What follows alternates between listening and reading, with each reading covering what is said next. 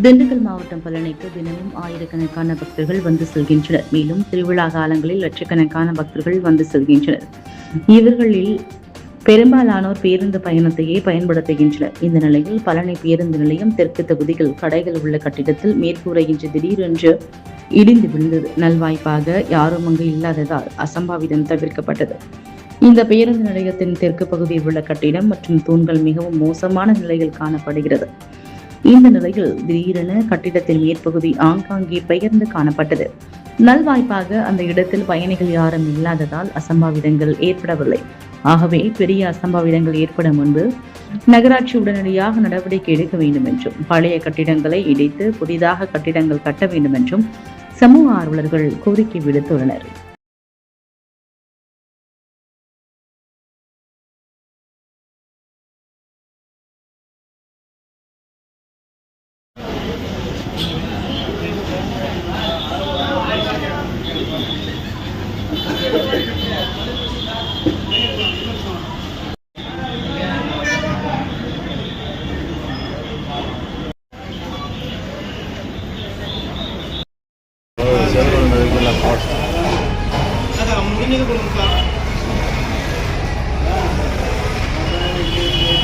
ரயில்